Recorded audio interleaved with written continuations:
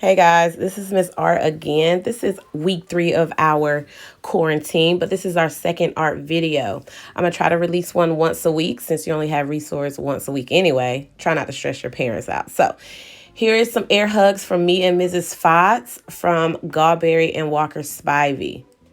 Protect yourself from him. This is Cyrus the virus, and he needs to go away. Until then, please, please, please sanitize. Make sure you wash your hands. Please don't mind me. Yes, I've skipped April, but April showers bring May flowers, and it is springtime, and I just love how the beautiful colors are going to start growing in nature and how they make us happy when we see them. So, with that being said, here's our next project. Right now, grab your supplies: white paper, black marker, or a black crayon, of course, any color construction paper, scissors, liquid glue, or a glue stick, which is my preference. Crayons, if you do not have colored construction paper, which is perfectly fine. And also, bring your creative juices. This is the time that we need to see flowers to make us happy. These are just a picture of supplies. The small scissors do not mean anything. It just means I use the bigger ones, so you definitely can use the small ones, which work perfectly fine. So that brings us to the artist we're going to focus on, which is Wassily Kandinsky, or some people say Wassily. Kandinsky is known for this piece right here, and it might look familiar to you. A lot of larger circles are surrounding smaller ones, and they all have a common center. If you want to know more about it, just Google it or slow down this video and read this whole thing, but I just sped it up because it's a lot. Here are some other pieces that he's known for: a lot of geometric shapes and lines, and of course, circles and colors as well. So here we go. Grab your supplies and let's get started.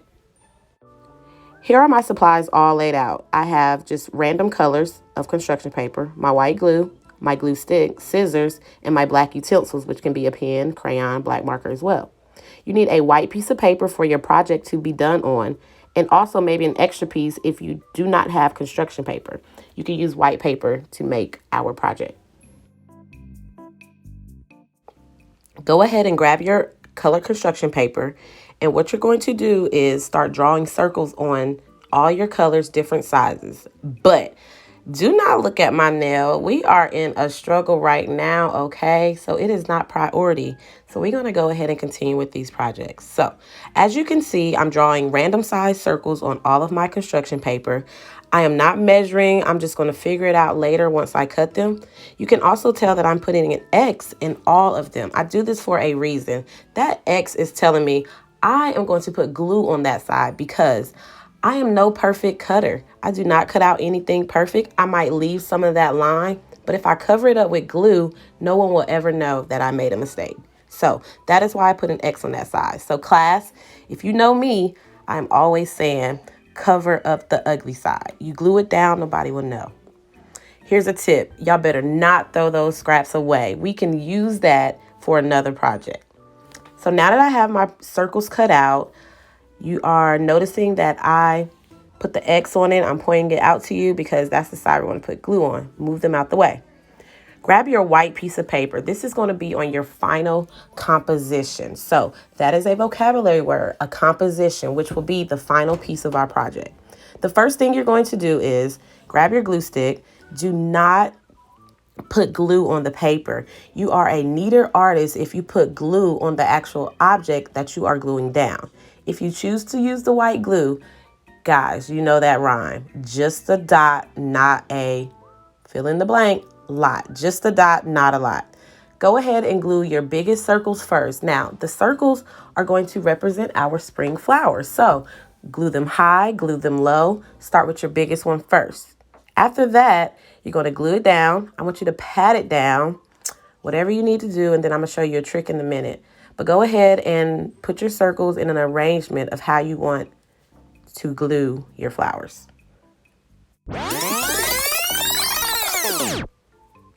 As you can see, I'm just putting now the layers of circles. So again, as a reminder, I'm starting with my big ones. I'm choosing a different color to lay on top to make my flowers really beautiful and cute, handsome, or pretty. So you can add single circles as well. If you rather do that, that's also great. It doesn't matter. They can be like single flowers as well, but as long as you have some layering over. Go ahead, turn your paper over. I like to do this because our hands can be dirty from the glue or just all day activities. We just have not washed our hands yet, but we are getting better at washing our hands, I know. Go ahead, grab your black marker. This is where the fun begins and the creativity. What I like to do is just take the black marker, outline all of the circles, and then we'll start the drawing process. Oops, I made a mistake, but since we are starting on our project, I have already covered it up. So we are about to start drawing flowers around these circles. We're going to use the black marker because it will stand out with our drawing on our composition. One thing I would like for you to do is keep turning your paper around the circle. You get way easier drawings that way, and you don't have to, all of them won't be crooked or slanted. So turn your paper as you go in a circular motion and go around all of those petals. It's the best way to draw sometime when your paper just needs to be turned. After you get your petal designs on, now you can start drawing your stems of your flowers. Turn your paper again. Now, these are the little leaves on the side of flowers. We really see them a lot on roses. If you think about the punctuation of a parentheses or a smiley face and a happy face touching each other at the point or the tip, then you can make a leaf. Then you can divide it up into the designs that you would like. They do not have to look like the ones that you see outside. Get creative, make them look like puzzle pieces or just geometric pieces that kind of go together. Whatever, I'm pretty sure that they will still represent some type of leaf on a flower. Now here I'm just getting creative. I want each of my flowers to look completely different. Think of the dandelions outside that you pick up and you always want to give away to your parents, and then they blow away, or you can blow it away. You can make a wish. That's the one I'm doing here. I'm just doing lines added with dots. So another one of our vocabulary words is line. You guys know there are so many lines. So have fun making lines that are thin, thick, wavy, zigzag, slanted, diagonal, which is the other word that you may know, dotted or broken. Just think of that little sheet that we worked on, the vertical lines, the horizontal lines. Lines make art, and crooked lines definitely matter. So if they're crooked, keep going. At this point, you can slow the video down, or you can even speed it up even faster than what I already have it sped up to. But I'm just working around my paper. I'm turning the paper. I'm trying to make each petal different, thinking of all the lines that I know how to create. Remember, all these flowers are organic shapes and nothing is perfect. So that is another vocabulary word, organic, not the food we eat, but when something is organic in nature, they're all types of different shapes that just are not perfectly made. So think of organic and things of nature when you're making your petals. Keep turning your paper and just add on to the flower. They can be more than one layer. When I say layers, that means you do one set of petals around and then the next one can go behind it, smaller, bigger. Add some stems and some little weird things that pop out of it that we see. Add anything you want to your flowers. So at this point, just fill the paper up. I know you can't see the very bottom of my paper. I did not realize that when I was recording, but at the end, you will see the final composition anyway, and you'll be able to go back and add it if you can't see it. But I know that there is one point where I'm gonna shift the paper up and you can see what I'm doing, which is basically just adding grass to the bottom.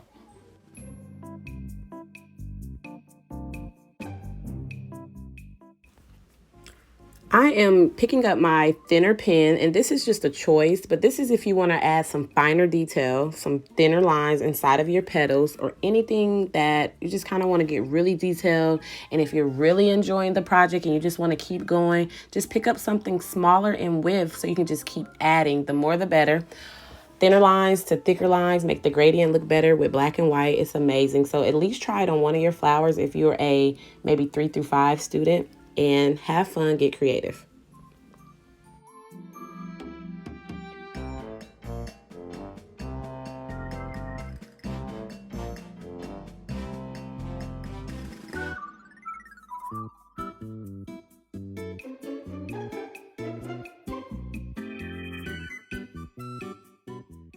I'm really not trying to bore you to death, but I can go on and on by just picking something else to add to.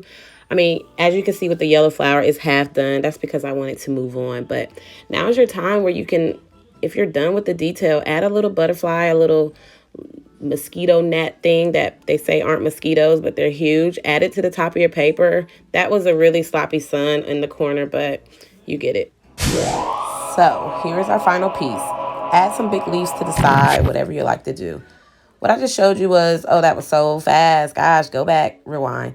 But that was just some extra petals. I was just showing you different ways of doing petals that can be longer, skinnier, whatever you like to do. You can even Google some flowers and get some inspiration from there. In the next few seconds of this video, or maybe even a minute, I'm just playing around with different ways to start a flower. Start from a circle if you drew them. Just always have a centerpiece that your petals can go around on. Just think of all the different shapes that you already know, the geometric shapes, triangles, squares, circles. Do whatever, wave it around, add a little bud at the bottom. Right here is just different little ideas of how to get to that petal point or even a leaf point on the side.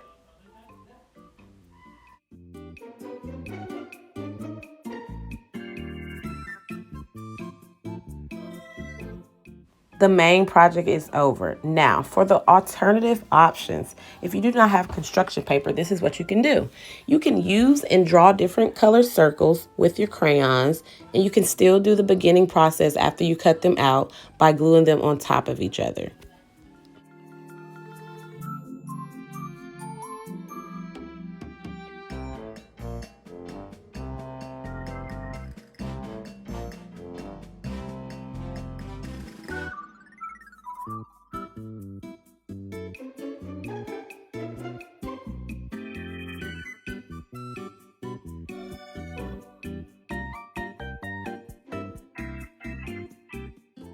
Oh, don't forget, if you color out the lines on this one, it's okay because you're going to cut it out anyway. And one thing you also do not have to do if you do this method, you don't have to put that X on the back. We all know that we want the pretty, pretty, pretty colored circles that you did to show anyway.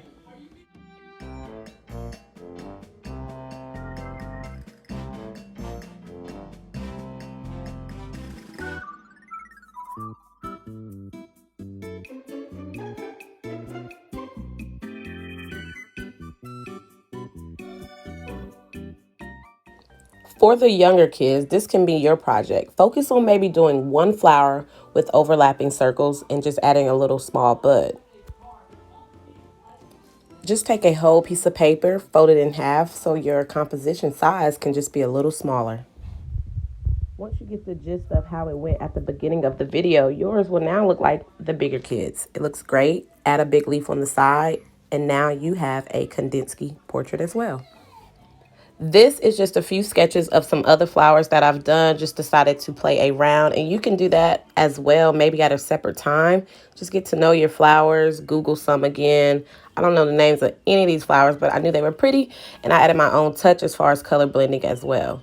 If you pause on this worksheet, zoom in, and these are a few flowers that you can practice with. As you can tell, it's just repeat it, repeat it, repeat it, repeat it, repeat it, repeat it, repeat it, repeat it, repeat shapes.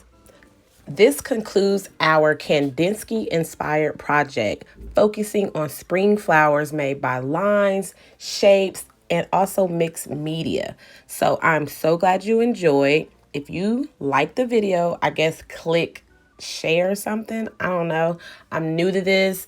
I just created the channel. Actually, I had one, but I kind of went back and just going to add this video, and I'll add the one from last week as well if you want to continue to share that. So click share. No, wait, click subscribe.